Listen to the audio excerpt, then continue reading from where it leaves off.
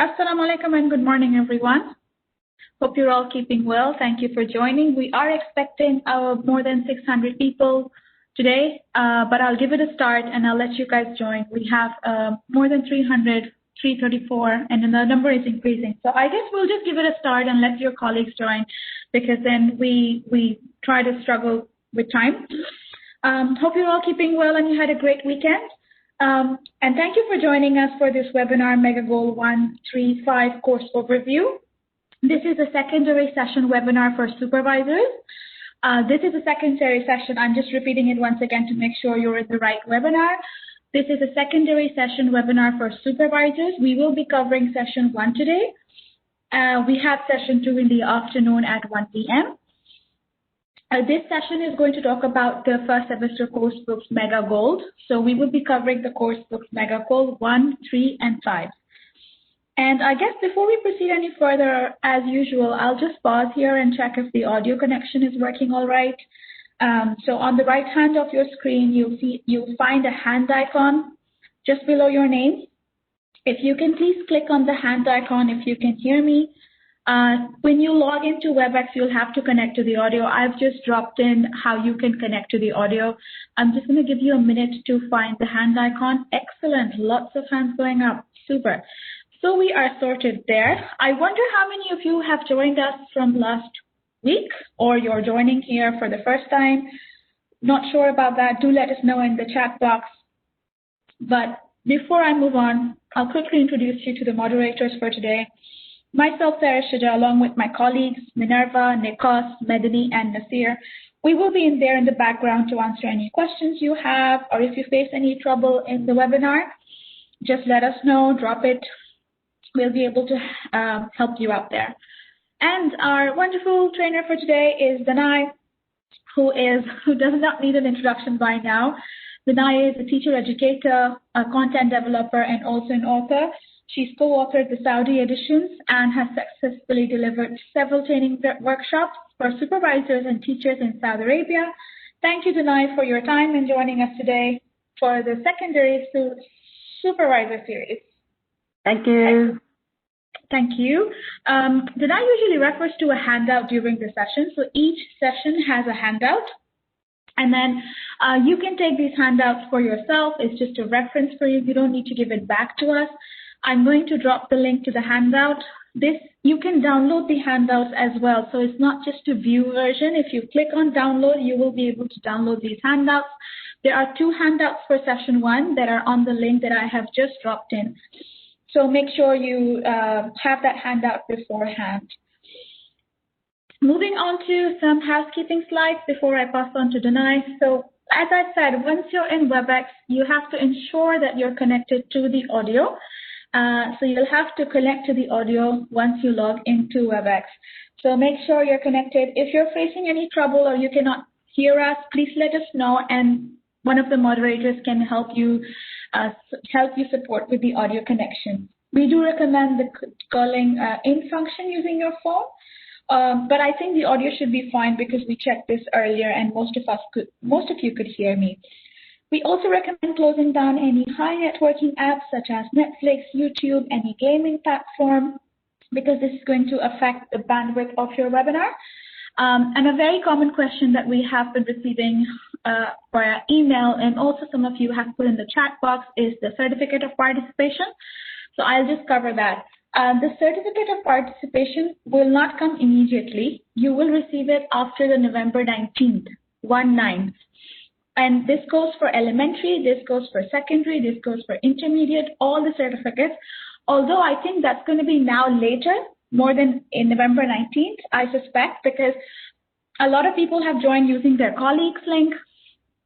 So we need to just sort all of that out before we hand you over. But yes, we will be giving you out certificates. So just be patient with us regarding that. We need to sort things out for, just to make sure you've got the right name and everything. And we will have a Q&A, unfortunately, towards the end of the session. So this is an hour session. And once we get done, we will go over to Q&A. You're free to stay back if you want to. But if you have to get back to anything urgent, or you've got lunch, prayer, anything at all, please feel free to log off. It's perfectly all right, no problem at all. And you've got the Q&A on the right side. Most of you have already located that. You've also got the chat box on the right side. So you can use the Q&A box to ask any questions, and we will try to cover as we go along. Or if you have any questions for the presenter, we will cover this in the Q&A. However, you can also use the chat box for any comments that you have or engage with the presenter. Danai usually reads your comments from the chat box, so you can use the chat box for that. But we will be there in the background, the moderators, to help you out if you have any questions or anything at all.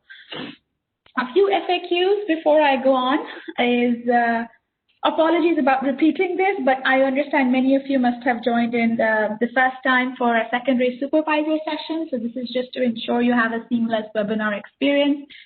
You are being marked attended automatically by the system, so there is no need for you to mark your attendance anywhere.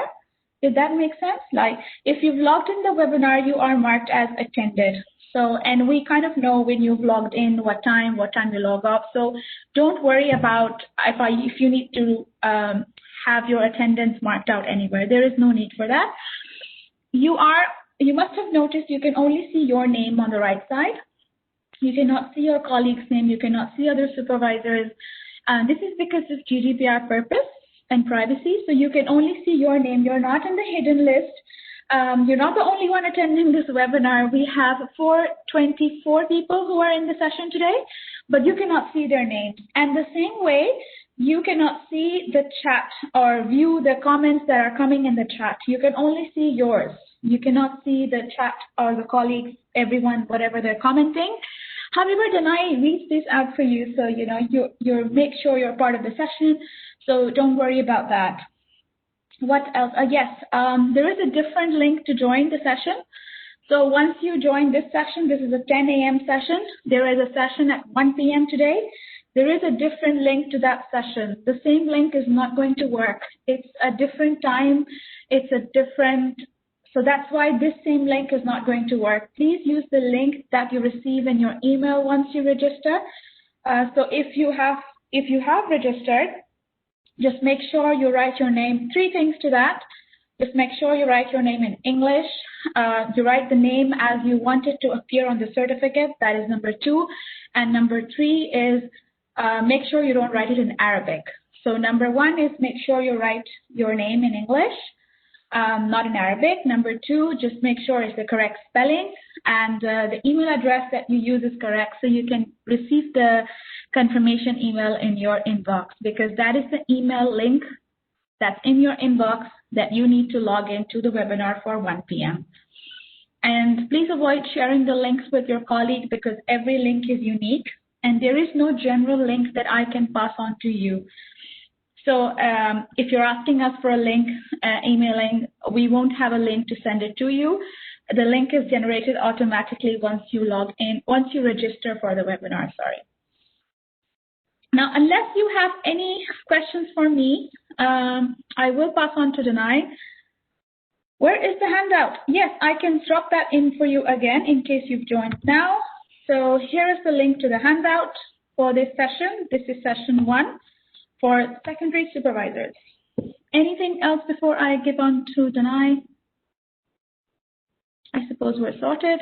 Okay, Danai, I will pass on to you then. Thank you so much. Thank you, everyone, and enjoy the session. Thank you, Sarah. Thank you. Good morning, everyone. I'm not sure how many of you have attended the intermediate supervisors training session. Could you give me an idea? No? Good morning. Good morning, sir. Okay. Okay. We're going to be talking about secondary level, MegaGoal 1, 3, and 5.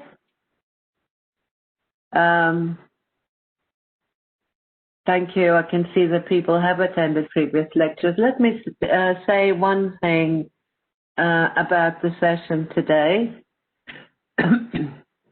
Inevitably, there will be some overlap with the intermediate session.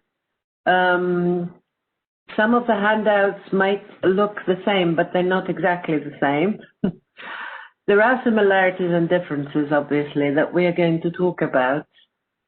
Maybe it can help from that point of view. So, speaking of older teenagers, young adults.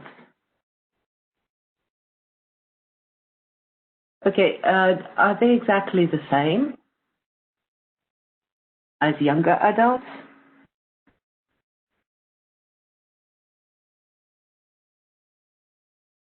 Would you say that the same? No. Okay. All right. There might be some similarities, yeah, depending on the personality and all that of each learner, but yes, there are differences. Okay. Which would you say is the difference, the key difference, in your view? One of the most important differences between younger and older teenagers. Nobody's talking. Okay. Self-awareness. Thank you. Absolutely.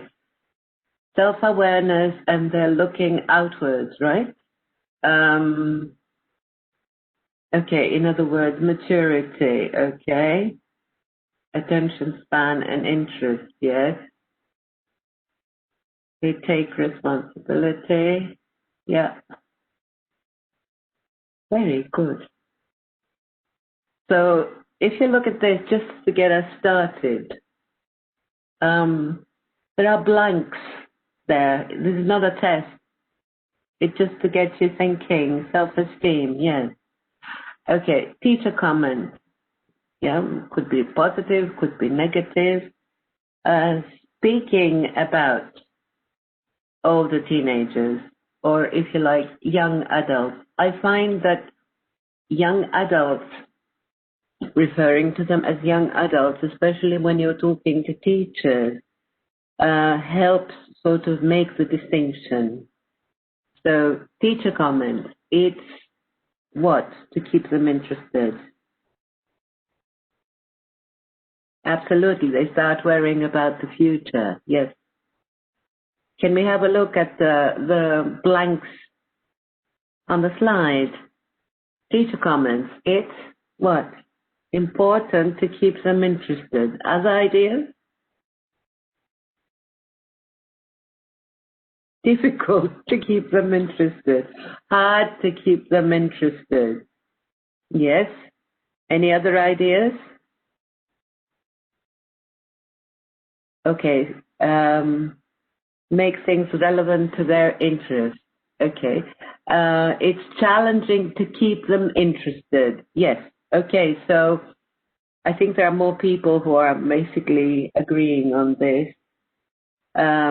It's helpful to keep them interested, yes, because you can carry on with the lesson. Okay, as you can see, inevitably, each one of us will make slightly different associations or even vary a lot, sort of from positive to negative. But quite a few of you have pointed out that it's challenging to keep them interested. It's important to keep them interested. It's challenging to keep them interested. Hard, difficult. They to communicate with each other. You can change the grammar if you want. They need to communicate with each other. Absolutely have to communicate with each other. Thank you very much. Wonderful. Tend to communicate with each other. Okay. Love to communicate with each other. Absolutely. Okay, so that very basically points to the need for what kind of work in class?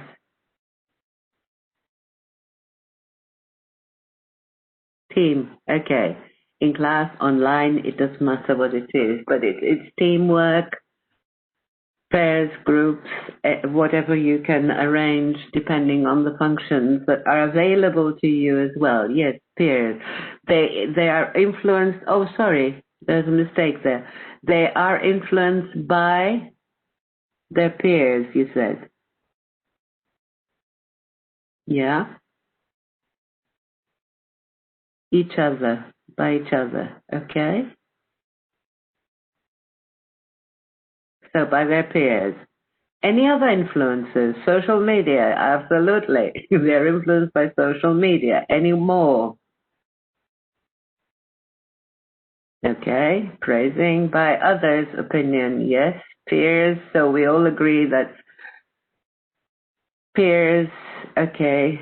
People around, famous people, media, okay. They're teachers, thank you, yes. All right. They're under pressure, you said. Okay. All right. Parents. Parental pressure. Okay. They feel, how do they feel? Think of somebody sort of in their last year. Shy? Maybe. They need respect. Current trends, yes. They feel confused sometimes. They feel mature. They feel selfish. Okay. They feel stressed. Yeah. Okay, I do. All right. When you, Esther, so, okay. When you make competitive, oh, fine. Okay. When you think of all these aspects, do you associate them with specific students? Or are you referring to the group as a whole? Teachers need class management. Yes, I agree. We agree.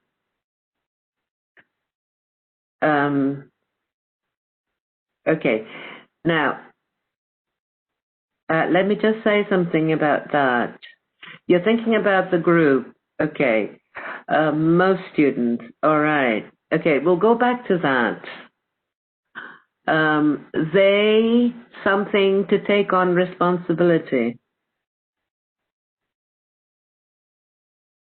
They what? They need to take on responsibility. They tend to take on responsibility. Yes, they need to take on responsibility. How do they feel about it? They like to take on responsibility. Thank you very much. They have to take on responsibility. They're very helpful, all right? They need trust, okay, to feel respected. Yes, let's focus on responsibility. Sometimes afraid of doing that, of taking on responsibility. So, good, okay. What engages them?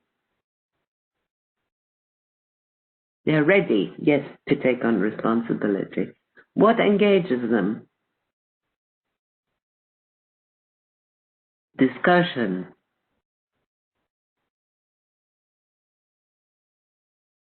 Real situations, projects, great. Opinions, yes. Collaboration. Tasks. What kind of tasks?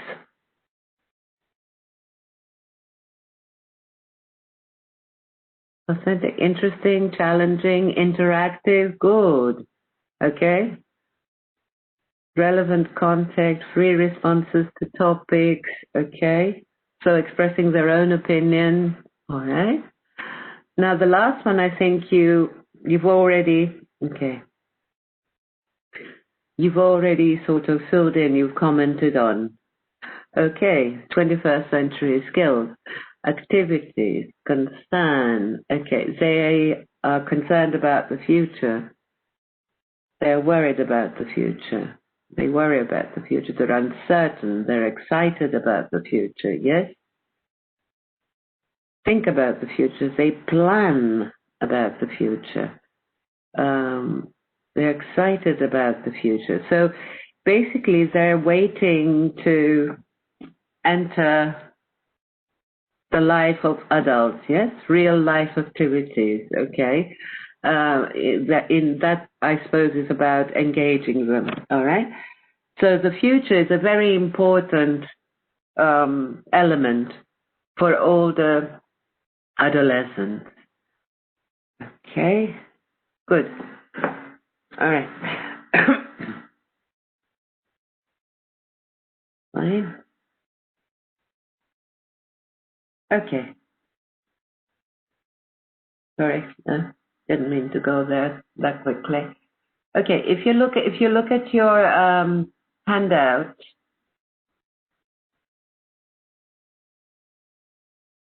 what I would suggest is, I know you know these things, and I know you're all supervisors. What I'm suggesting is that you use things like that to get the teachers thinking about things.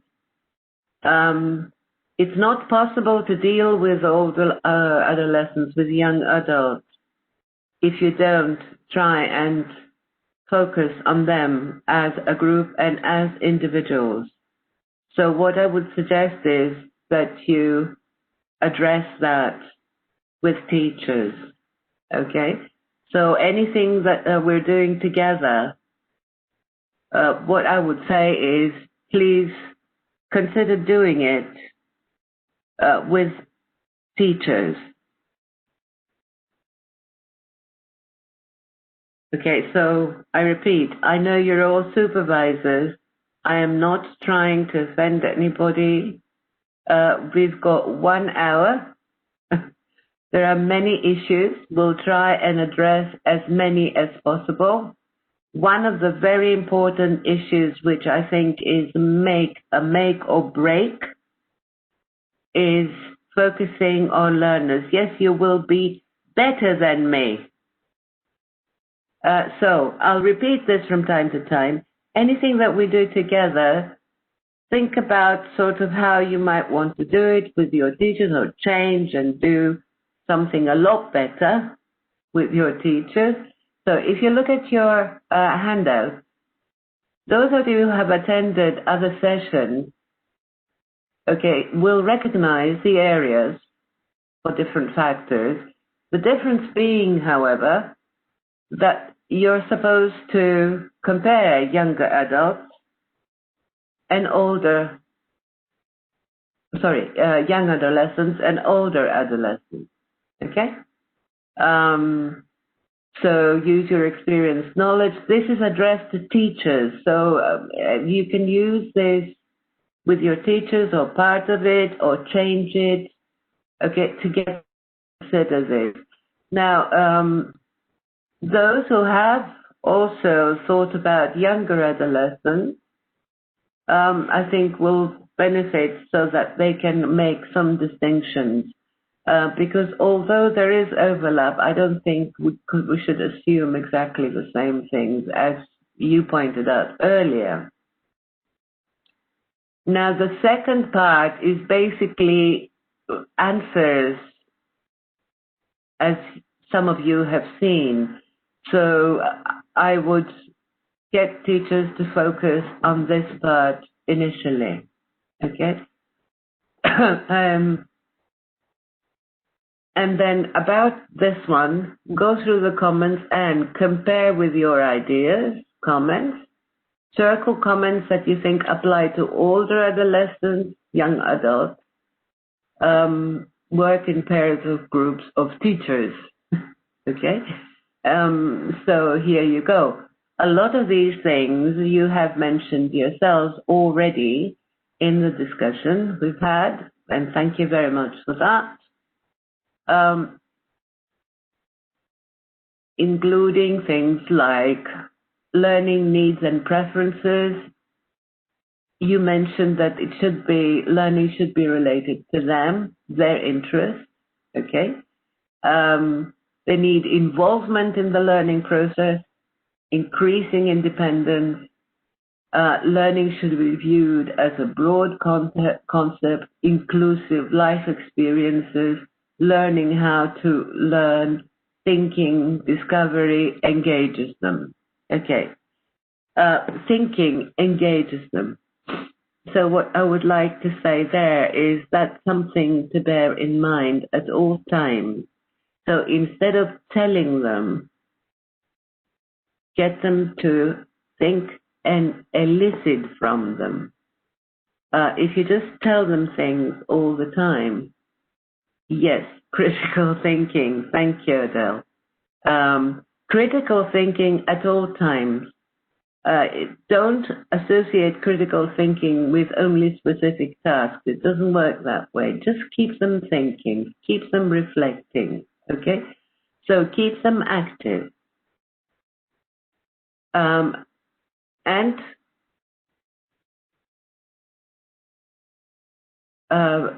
you've got some more comments there on your handout and so on. Creative thinking. Yes, they should know the reason for making things or tasks. Thank you very much. Share the aims. Share the rationale.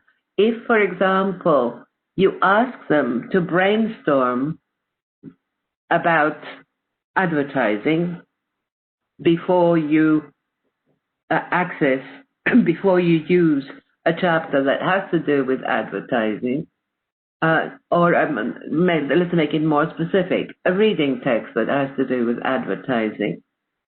Explain why you're doing it. Tell them that there is no right or wrong answer in this case. They're not being asked to guess what is in the text.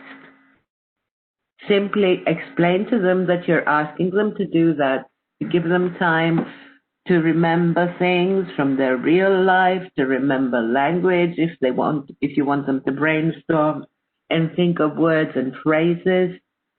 So share the purpose of the activity with them. Let them know. All right?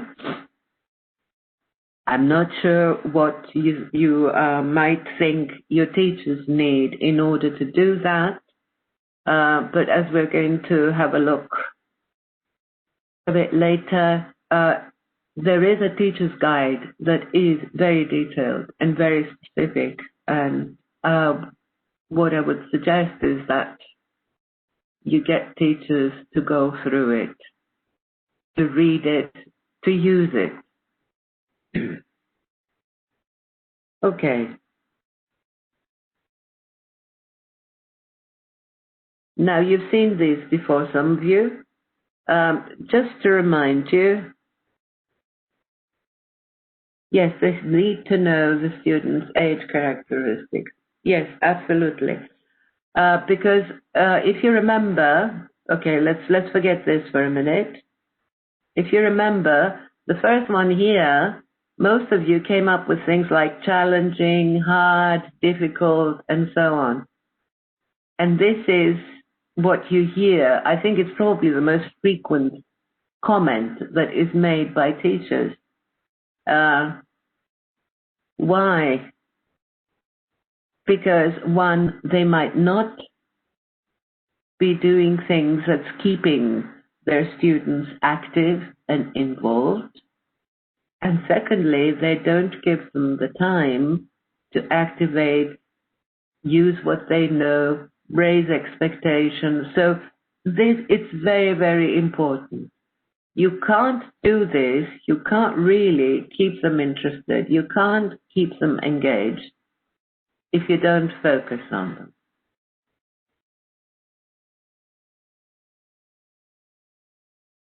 Okay, teachers facing a new course. These are fairly general statements that concern teachers who are about to use a new course. Why do we have to use a new course book? We were used to the one we had. Now we have to prepare everything again. How do you feel about that? Do you think that's an exaggeration, or is it something that you hear from teachers? Hello?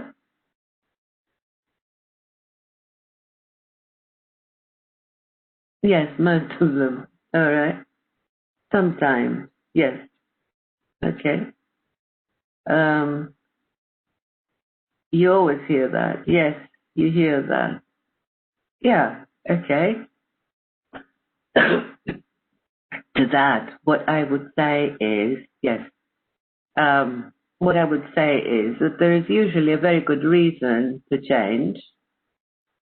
We'd like to change for the better. We want to try out different things.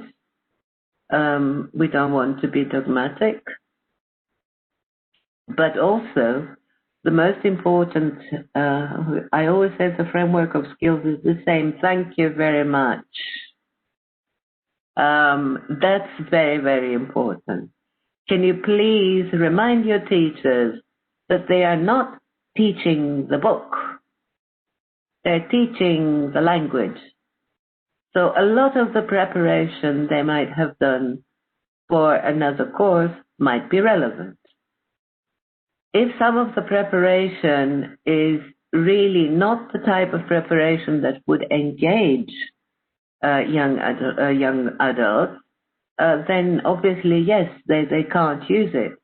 But anything else, particularly things that have to do with vocabulary, with grammatical, lexical accuracy, with skills development, be it receptive or productive, with anything that they got out of their classes, could still be used.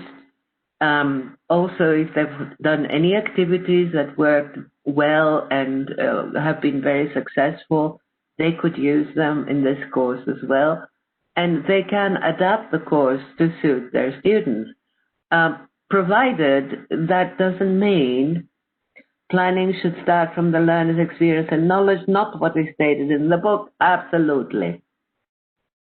They need to make us use the language, not to talk about it. Yes, thank you. Absolutely. So, yes, do remind them that they're not there to teach the students about the language, but to help them develop the ability to communicate in the language, in writing or through speech. Okay, the syllabus. Well, I'll get there.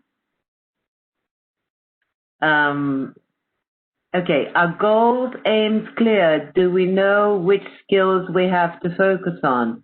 I think yes, with MegaGoal.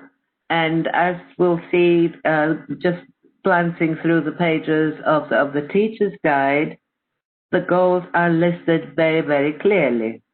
Now, if you plan a lesson taking into consideration a particular class in mind, you might add more specific aims that you know you need to deal with in order to help your students. But to begin with, yes, goals, aims are clear. I hope there is a clear grammar section. What do you think? You've seen the book. Is there a clear grammar section? Yes. Yes, I know this is what most teachers think about. Should they just be so focused on grammar? Yes? Why?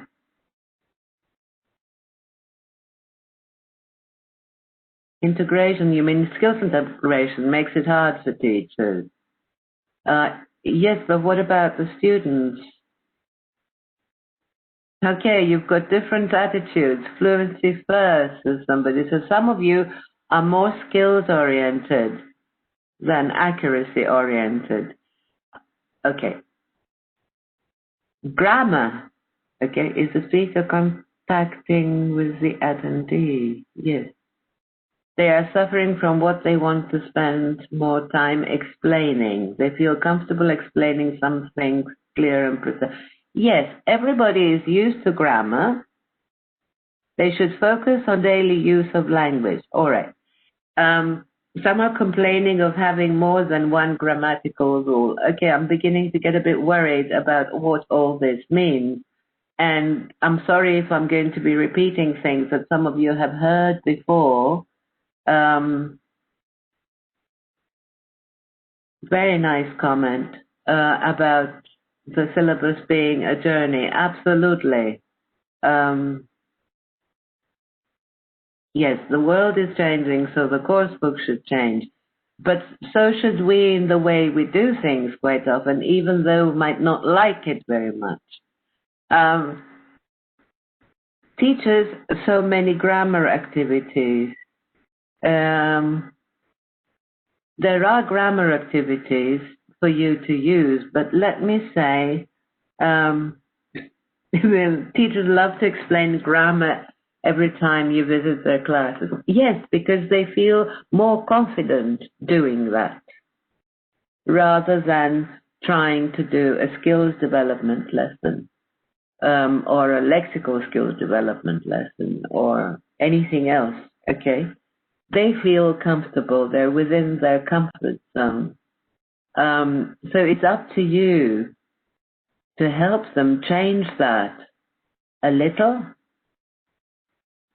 They should read Grammering by Darren Larson, yes. Okay.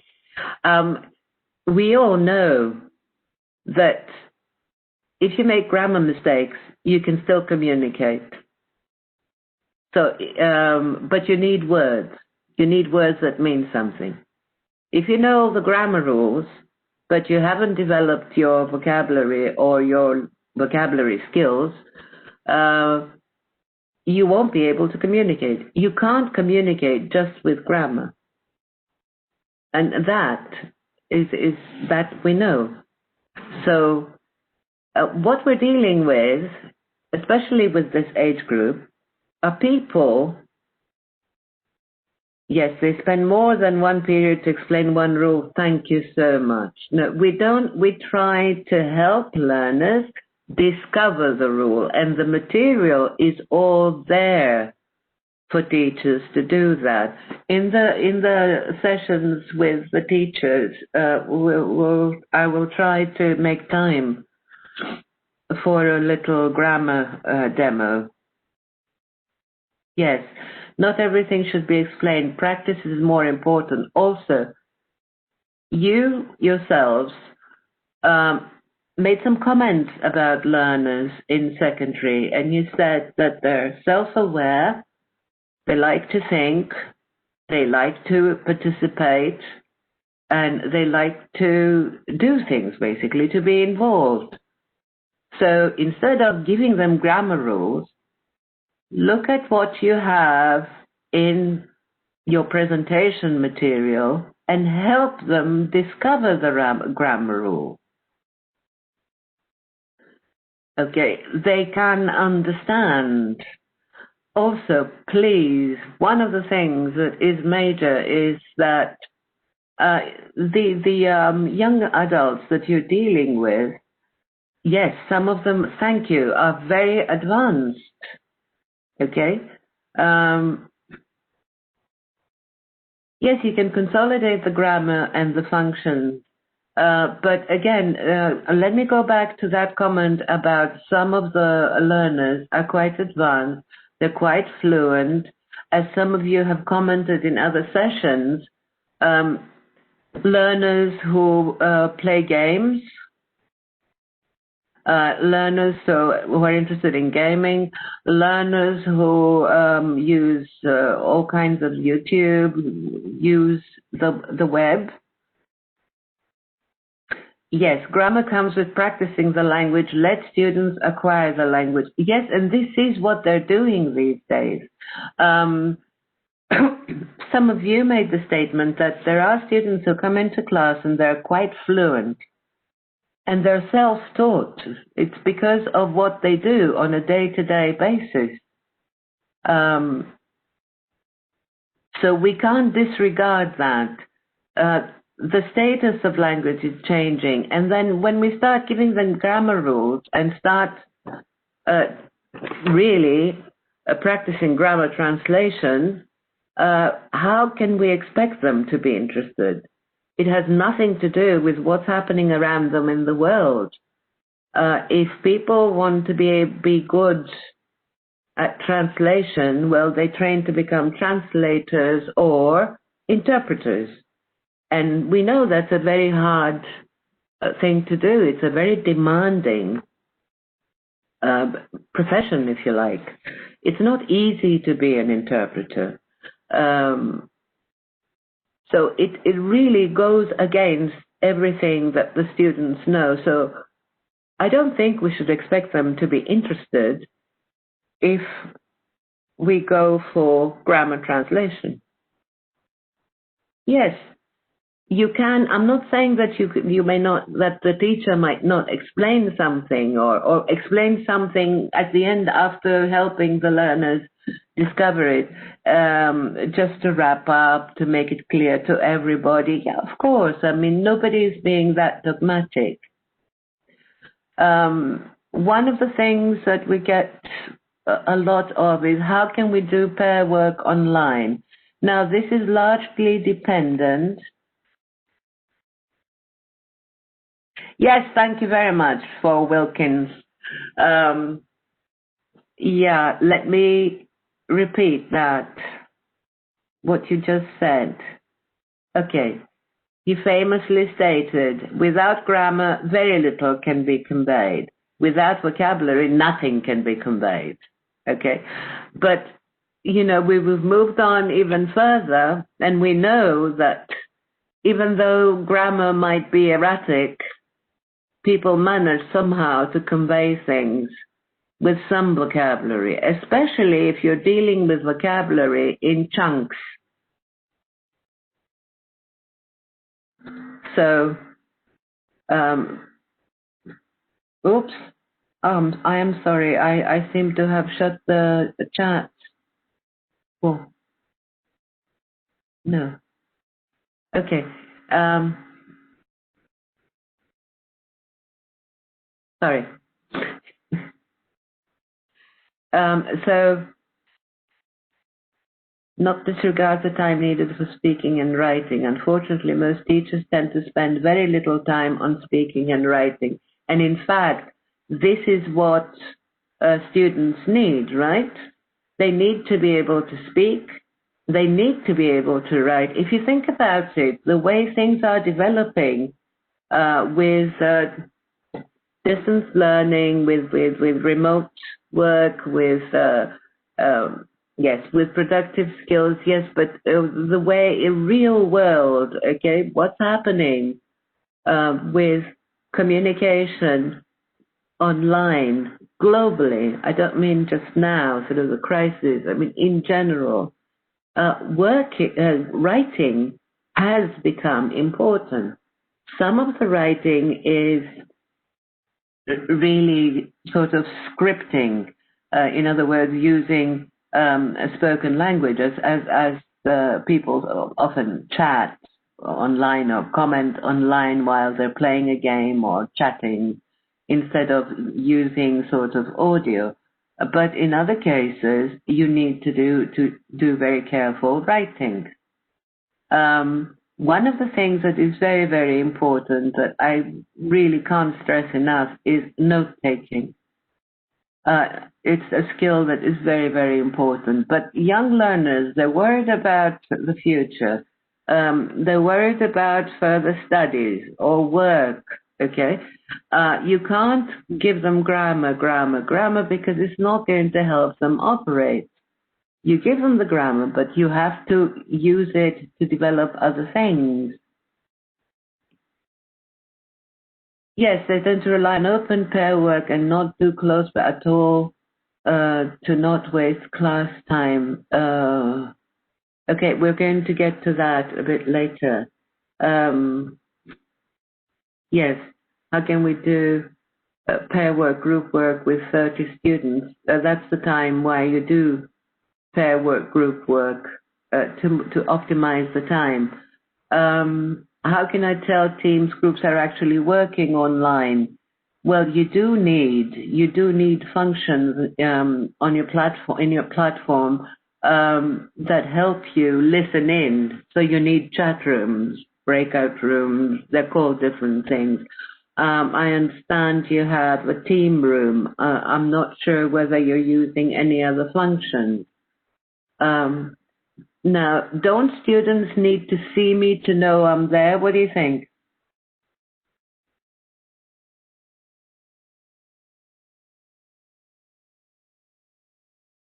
Do students need to see the teacher to know that the teacher is there? No.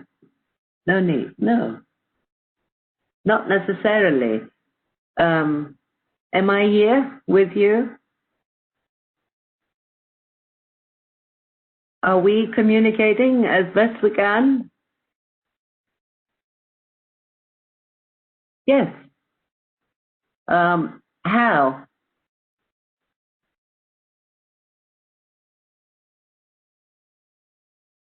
Yes, you tell teachers, okay, sorry, a good comment, that when you use closed pair work the first time, it will take longer, but then you can train students. Okay, unseen, audio, voice, okay, fine.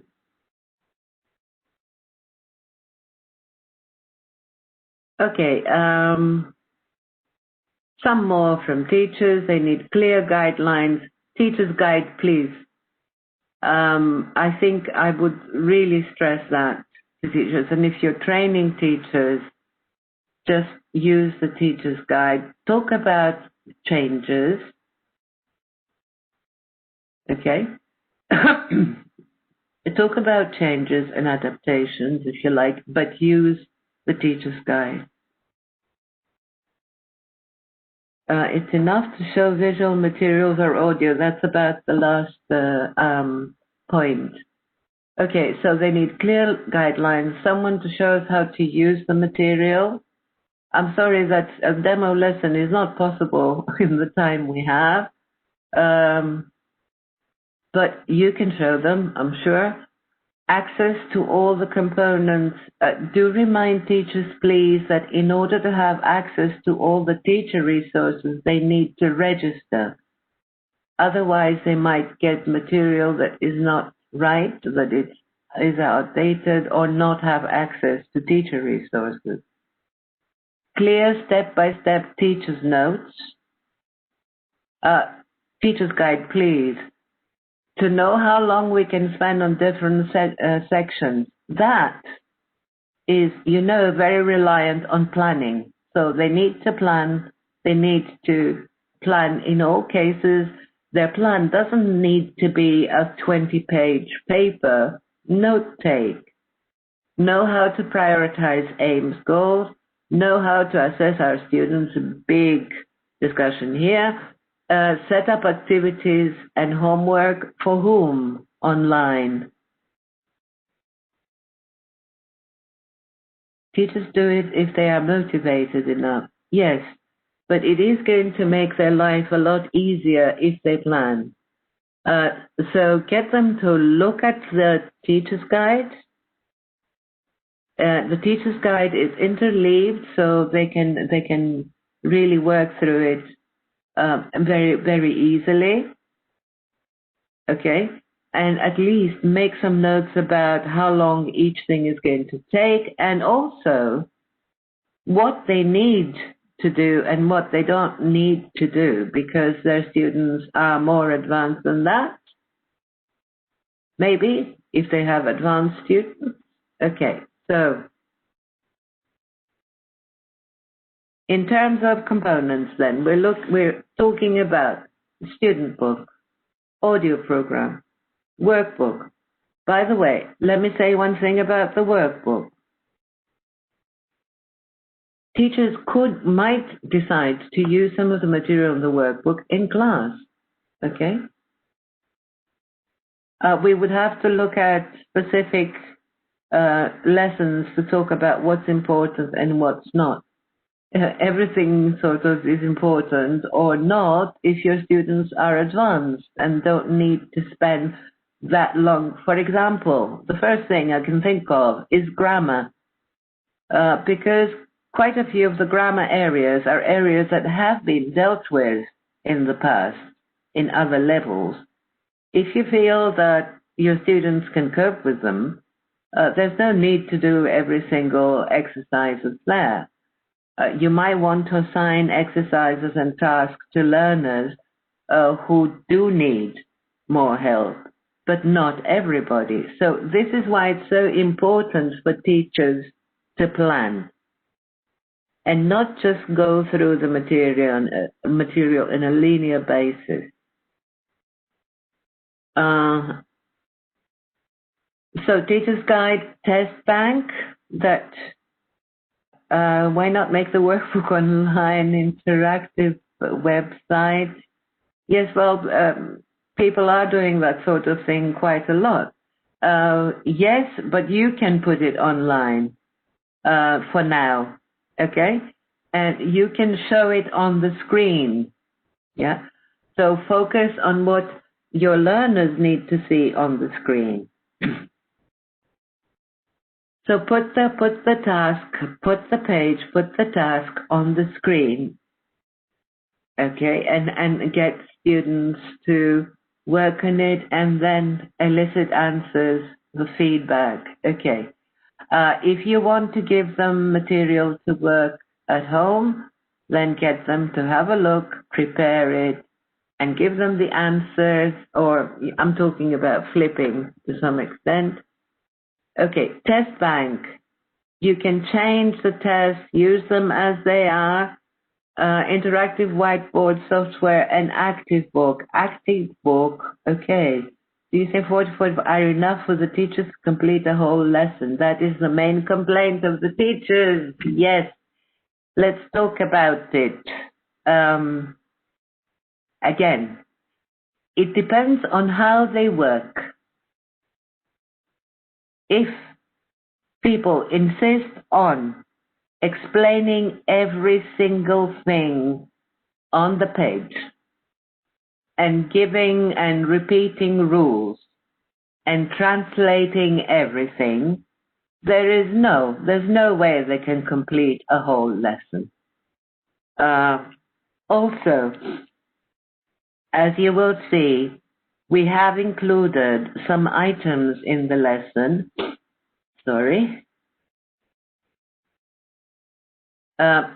In this section, form, meaning, and function, to cater for your syllabus, your curriculum. So I'm afraid this includes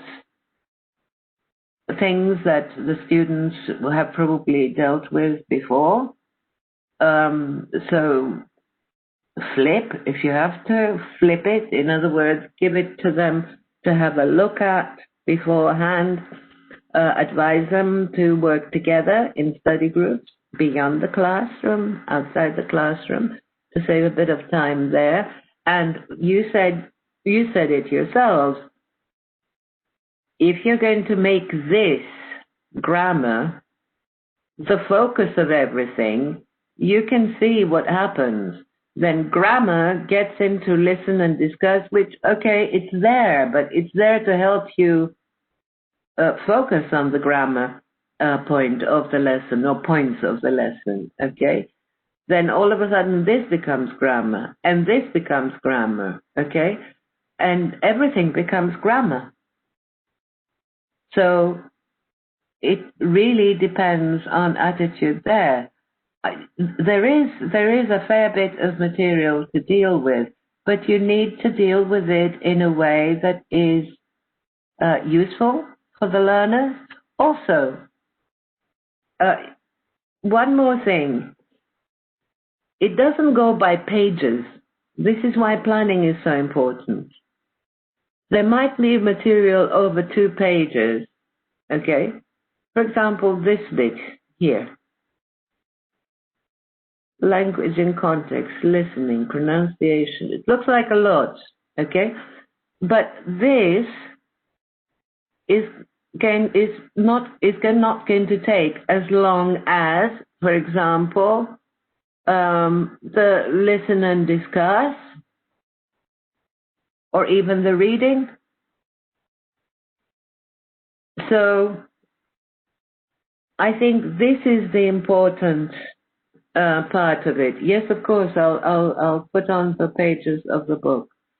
Okay, just a quick run through the topics. The topics are important, right? The topics need to be relevant. Big changes, okay, in the world and so on. Also, let me say something now and I'll repeat it later. If you have text, something to listen to about an invention, about a development that is no longer something new, that's a perfect opportunity to ask the learners to update, to involve them, decide if it's actually, why am I saying that? Because with the time it takes to write and print a book, any material, unless it's updated constantly, so it's synchronous writing and updating, is going to be outdated in some respects. No, many teachers don't know how to deal with time. Many of them waste a lot of time on one part of the lesson. Yes, exactly. Thank you very much. Some teachers skip the project section. Oh, that's a shame, because that could be assigned. Okay.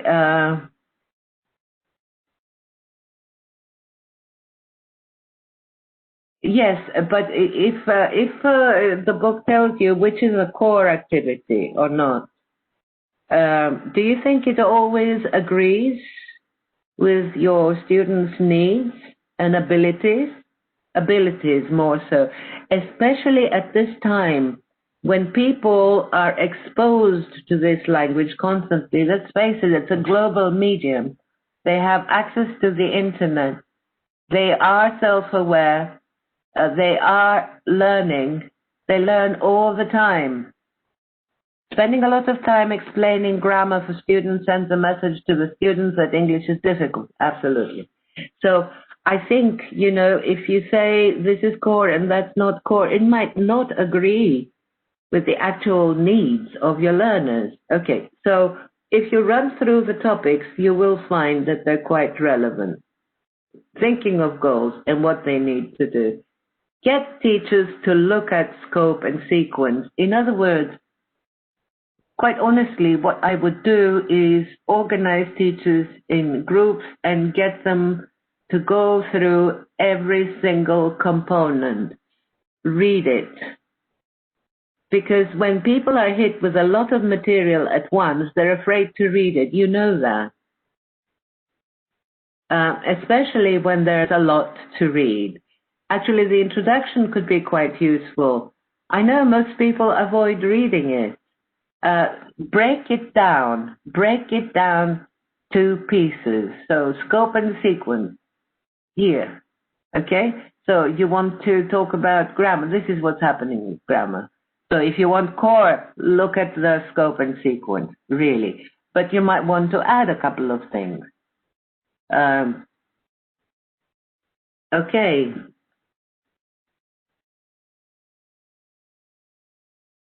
Listen and discuss. Okay, the listen discusses the presentation of the lesson, right?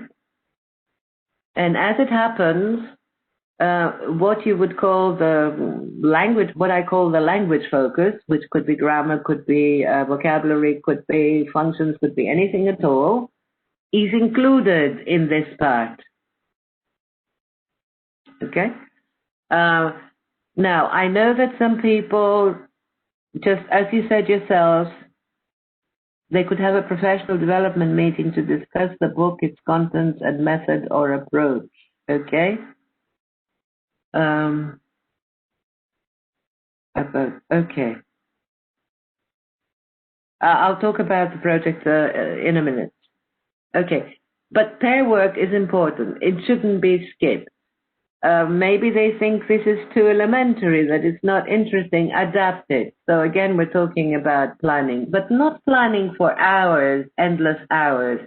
Look at the lesson, look at the teacher's notes, decide how you're going to go about it. This is your grammar page. Now, you can go back and forth between this page and this. Even if you have done this to discuss the subject, to introduce the subject, discuss it, focus on meaning and all that,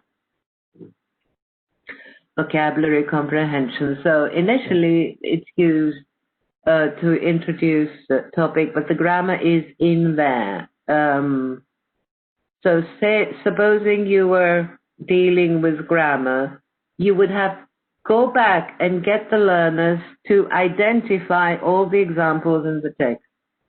Very simple, very practical. And get them to think about why they're being used. For example, there's comparative superlative in this unit. Yeah, it's advertising. Why would you use comparative superlative?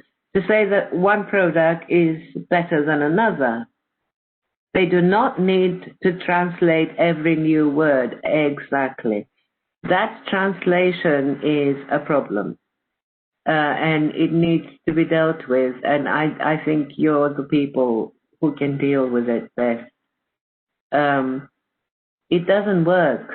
Why would they translate? So if they want to speak to somebody, if they want to communicate with somebody, online or face-to-face after the crisis in English, would they have a translator with them? Or if they want to translate, okay, they would have to think of what they want to say in Arabic, so formulate the sentence, let's say a sentence, the utterance in Arabic, think of how to translate it in English, and if they actually don't make any changes to the syntax and they order things the way they are, word by word, then very little will come out of it in the way of communication. Yes, read and not worry about understanding every word. Thank you very much. Absolutely, use English to English dictionary. There's no reason why students cannot use English to English dictionary at this level. There are many dictionaries online that they can use, but English to English. Think in English as time passes through. Yes, it's not very clear that, I mean, we don't necessarily think in words, but we haven't got the time when we communicate to think in the mother tongue, formulate what we want to say, then translate it into English, then speak. We would really lose the person we were interacting with.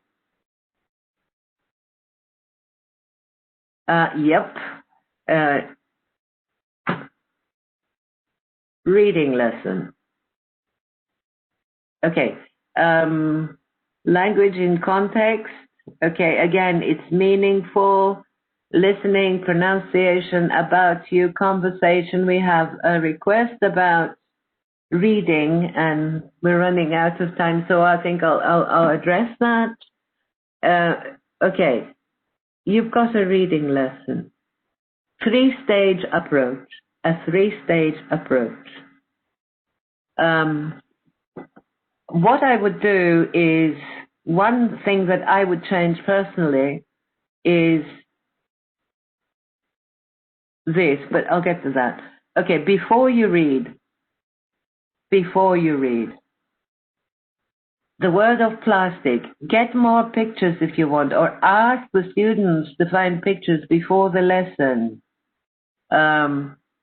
Get them to brainstorm and think about uses of what does plastic mean in this case, credit cards and so on. Okay, so what are the uses? How do people use them? Can they brainstorm and think of words? Okay, they can use. Yes, flip it. Yes, most teachers teach the way they've been taught. I know that. We know that it's universal. Okay, it's not just in Saudi Arabia. It's universal. Okay, so three-stage approach. The most important stage, as far as I'm concerned, is the pre-reading stage. Okay, when you activate any knowledge they have, you raise expectations, you get them to try and associate, think of phrases, words, things that they know about the topic. Second stage is reading and doing something. What I would do, yes, pre, while, post stages. What I would do is use these questions if they haven't got time to prepare others, or any questions that are in the teacher's guide. Give them to the students. If it's online, type them, key them in, get the students to look at them. As they read, I know most teachers never look at the teacher's guide, and this is why I'm stressing it. It's there to help them. Okay. Use these questions or other questions if they have planned and they want to deal with other questions. Look at the questions first, then read to answer the questions. Okay? Discuss the answers, do feedback, then deal with vocabulary. Okay? Choose the correct meaning of each word. In here, they have to find the word in the text. It's given there, the paragraphs are given. Find it in the text and then choose the appropriate explanation. Okay? And post-reading stage, discussion, or maybe it's relevant to the project. Okay, the pre-stage, and when asked why, they say the book explains the words after. Yes. And that's intentional. Why do we focus on words afterwards? Because we're trying to train the learners, yes, to skim and scan, and also to work out meaning from context as much as possible. Now, some people will insist on presenting some words beforehand because they feel they're key. But this is the reason it's done. Also, something that you've already mentioned, not all vocabulary that's in the text is necessary. A lot of it is receptive. A lot of it they can make sense of as they read. Teachers should show them how they can make sense of it. But quite honestly, the young adults who have been using the language online, in gaming, to communicate, to whatever, have already developed quite a few of those skills, even if they are not aware of them. So there's a lot there. This is why we need to find out what they know, what they can do. Writing, as I think we've already mentioned, writing, again, it has really a completely different status, and in the sense that we use it to script spoken language, or an in-between genre, if you like. No, they don't have to play the audio in the reading lesson. If you want them to, they can play the audio, but just to follow. Okay. I would say if you want to play the audio in the beginning, just to get them to test, to check their expectations, because you have asked them to brainstorm, fine, go ahead. But then if you set a task with questions that you want to answer, read silently. That's what I would do, at least. I know people insist on doing it through audio because of the pronunciation and so on, but honestly, we can't do everything all the time. Reading is a context to practice the new vocabulary. To find new vocabulary. You want the presentation for the whole 3 training courses? I don't understand. Okay. Warming up. All right. I like to call it lead-in rather than warm up. Reading aloud for a change is a good idea sometimes if you can spare the time. If you can spare the time. Reading aloud is a very exacting art, if you like. People get trained to do that. So if you want them to read aloud, then it's a good idea to play the audio, have them follow, and then read in sections, just a few sections, and then have them read aloud. But only if you have the time to spare.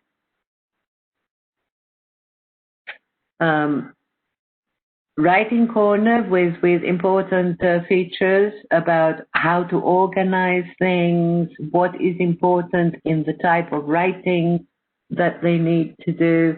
So it goes through the process, all right? But also providing the product. The product is the sample text, if you like. They don't have to do one exactly the same, but this is what you use to get them to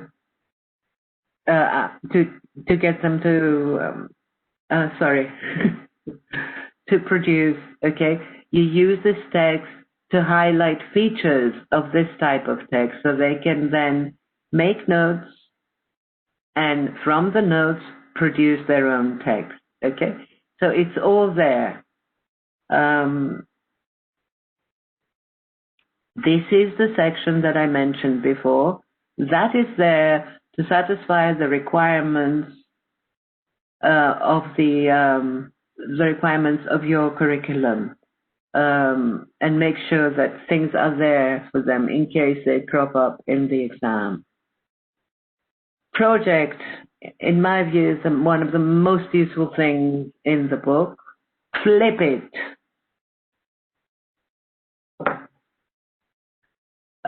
In other words, set up the project and get them to work on it outside the class. Then present it in class. I know we have to stop in a minute. Okay, teacher guide features, unit goals, warm-up. Okay, it's called warm-up. I prefer to call it lead-in because a warm-up is sometimes left out, and I think a warm-up is the most important part of it, really, to activate learner knowledge, raise expectations, and so on, regardless of what you're doing, whether it's listening, reading, speaking, whatever.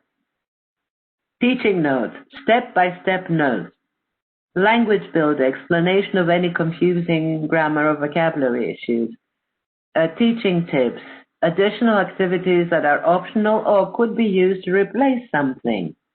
The project is collaborative, inquiry-led, and there is a project, an additional project in the teacher's guide. Maybe on some cases you would prefer to do that. Fun facts, just bits of information, general information that is relevant, answers, workbook reference, audio script. So these are the unit goals. I have grouped all the pages together, but actually, please remember and remind them that they have the student's book page and interleave the teacher's guide page. So they're very easy to use.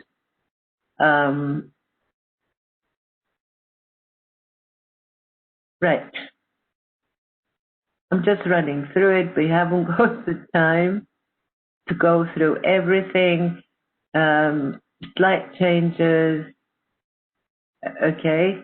This is from 5, and I think we have to stop, Suresh? Yeah, we're running out of time. Okay. All right. So I can't stress this enough. Yes, I think we all agree that if people don't at least look at the teacher's guide, plan, okay? Focus on the learners and really avoid translating every single thing. Avoid spending time on rules. It's like, how can you keep people interested? How can you engage students who are inevitably exposed to the language, using the language, and sometimes really learning all kinds of very specialized language, vocabulary, terms, and so on through activities on the web, through grammar, lecturing, and translation? You can't. Well, that's all right. As a PDF would do fine, but before you do that, again, if you want access to all the updated teacher resources, please remind everybody, remind your teachers to register. Okay, thank you so much. I know this is a lot and time is little, as always. This is why we all complain, that there isn't enough time. No, there isn't enough time for everything. So thank you so much for all your comments. I hope I have answered some of your questions. I know there are more questions. Now we'll carry on, but thank you so much. And thank you for all your contributions and your wonderful comments. Thank you. Thank you, Danai. Thank you for covering a very nice training session for all of us. You have actually covered all the questions that came in along, but I guess I just have a few for you.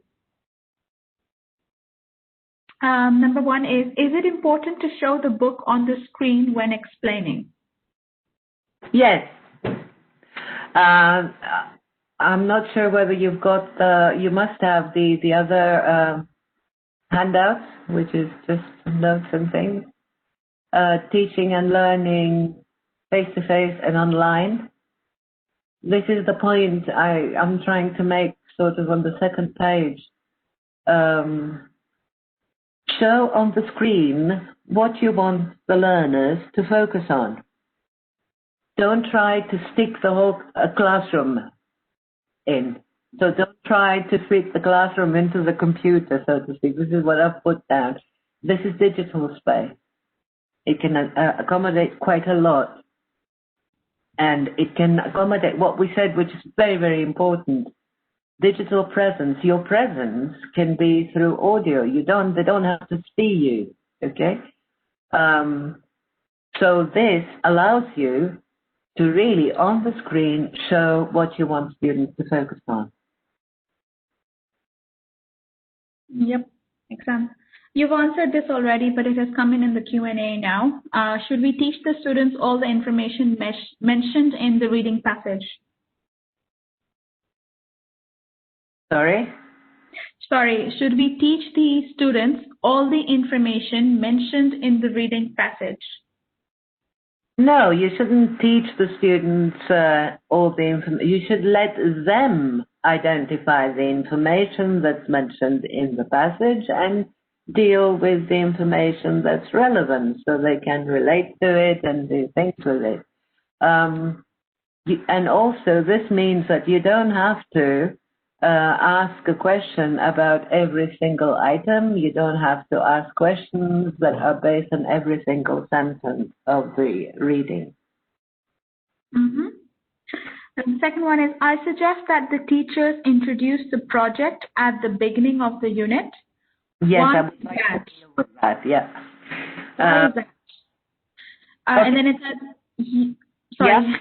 Yeah. You know, project is not like homework. Project needs time to be achieved, and students build knowledge and skills about the topic of the project in the whole unit. Therefore, it should be introduced at the beginning. You can if you want to. I wouldn't disagree with you at all, but some people don't do it at all, even at the end of the unit. The reason is that the project is at the end of the unit is to, in a sense, give the learners a chance to use the language they have dealt with and also to expand the content of the unit. But if you want to flip completely and use it to begin with, to set up work in teams, get them to research, find information, please go ahead. But quite honestly, if I did that, I would, yes, that would be very, very interesting, but you'll have to control it in a sense so that it doesn't sort of take up the whole time that you have for the whole unit, unless you are planning to flip the whole unit, so to speak. Mm-hmm. But that's the reason at the end, yeah. Sorry. The other one is what to say to teachers who convert reading lessons to a translation lesson. They translate every single word. I know, and this is what we were talking about. That's not a reading lesson, that's a translation lesson. It's grammar translation. Grammar translation was used, I know some of you have heard this before, you know about it anyway. Grammar translation was used centuries ago to study languages like Latin and ancient Greek and possibly other languages. But this was at a time when very few people ever traveled. So it was more of an academic pursuit to sit there and study about a language, and lacking anybody to interact with in that particular language, or if the language is just for study purposes, go through everything and translate and learn syntax. And actually, it's not the kind of grammar that is often done conventionally, sort of with people who do more traditional grammar, because syntax will help you look at the structure of the language. But at any rate, it's not relevant. So, and it's not reading. You're not going, tell them that they're not going to help learners read and understand. Absolutely. Tell them they could learn a new language to see which is the best method for learning a language.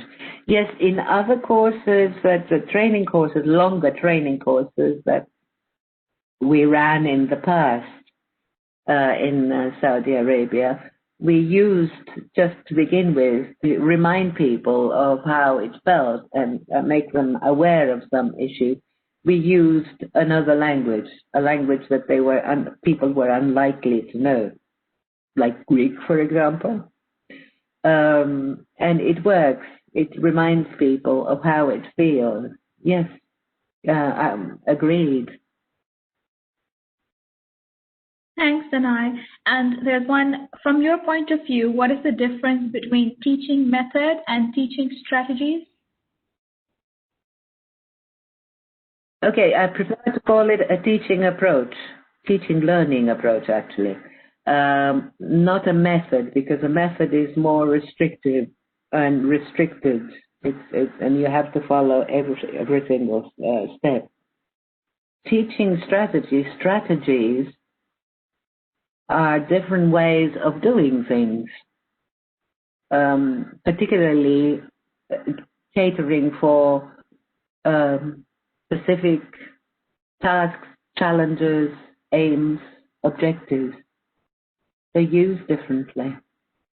Mm-hmm. And the last one I have for you, I'm sorry I'm pressing because people are asking if they can leave. Yes, you can, and we're just covering the last question now.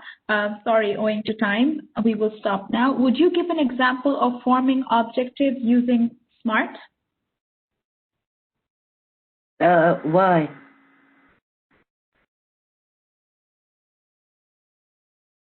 I'm not sure I can.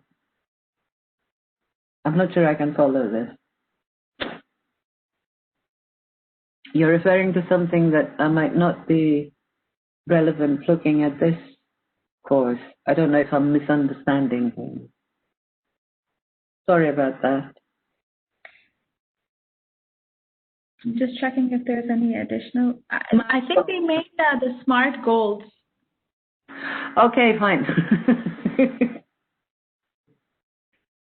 Yeah, I think Malak has also said the same, SMART goals. They're all objectives. Yes, fine. Okay.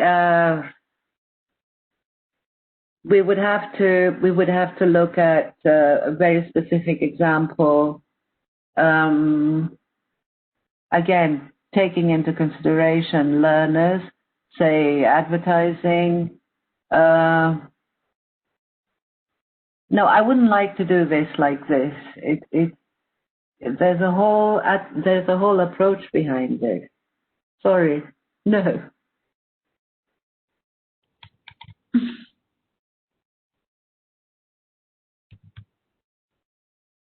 Okay. Okay, now that brings us to the end of this session today. This was Secondary Supervisor Session 1. We have another session in the afternoon. I just want to make sure that you've registered for the session in the afternoon. So if you've already registered, you do not need to register again. You must have received an email to log in the session, and we will see you at 1 p.m. But if you have not registered for the session at 1 p.m. today, then make sure you do that to receive the link to join the webinar at 1 p.m. today. I am just dropping the link in case you have not registered. I'll just repeat that once more. So if you have registered, you don't have to register again. Just use the link that's in your email to get into the webinar today at 1 p.m. And if you have not registered, then you can register on the link that I have just dropped in the chat box. And thank you so much for joining us today, and we will see you at 1 p.m. Unless you have any questions, we can log off. I will just wait a minute to answer any questions. Okay, I guess we have none. Thank you, and apologies if we couldn't cover your questions with Danai. We only had a limited time. We won't be able to go over all of this, and obviously we know people wanted to leave. Thank you so much. See you at 1. Thank you very much. Thank you for all your comments and your questions. Thank you.